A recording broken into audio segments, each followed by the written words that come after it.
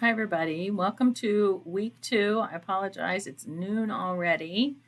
Just started a new job. This is week 3, and I was caught up in doing my other job.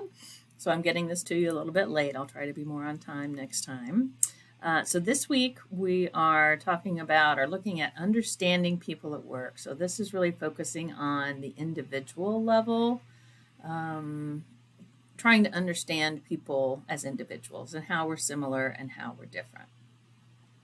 So we're going to be taking a look at chapters 3 and 4 of your textbook. The journal this week is about being your true authentic self. So here are a couple of articles and a video.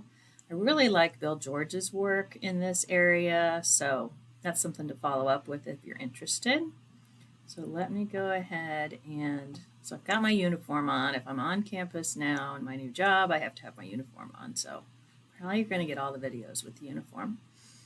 So the discussion this week, some of you have probably started, is evaluating your own organization, a recent organization, or you can use the school if you want to, as a best places to work. So you've probably seen advertisements or organizations as they're recruiting saying, we got voted the best place to work. So there are a variety of different awards out there. The chapter 4 talks about SAS being one of those best companies to work for, and you can find Fortune 100, top 100 companies to work for. Interesting, if you work at one of these organizations, please let us know, because it's always good to find out if everybody agrees that they are at a best place to work, and then answer the question. So how do the outstanding companies get that designation? Is your current or most recent employer best place to work? What could the organization do to make sure what could they do better? Make recommendations based on what you've learned about how you get on that list. And finally, what can you do as a leader, or what will you do in the future as a leader?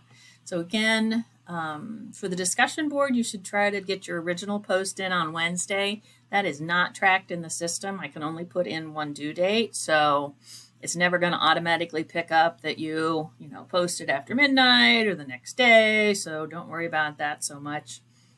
The only due date for the discussion boards is the Sunday at midnight, along with everything else. Okay, so the written assignment, here we're going to be looking at the idea of person-job fit, person-organization fit. Basically, are you in the right job and organization given who you are and what you value? So the Catch Your Dreams activity is basically like a bucket list. Okay, so it's asking you to identify 27 things that you want to do or accomplish or experience in your lifetime. And then follow the directions, and it'll have you create categories and try to identify the values that you see in your list. Then what I want you to write about and respond to here is these 4 questions. So what did you learn? Tell me about it. You don't have to give me your list. You can if you want to. What values do you hold? So there's a tie-in with the journal for this week. And how do the dream categories align? And then, do you have good person-job fit and person-organization fit? Given this analysis you've done, the values you've identified. And then 4 is, based on those results, what should you do?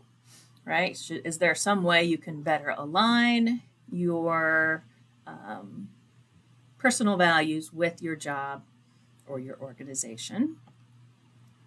And then the journal.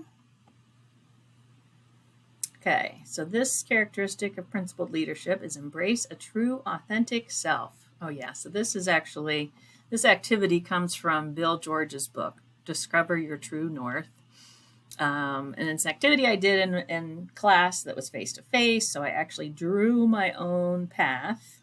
So you do not have to share this picture with me, but for you, it's draw a picture of your life to date, label the lower left corner birth and upper right is today. And identify or draw the significant experiences in your life according to you.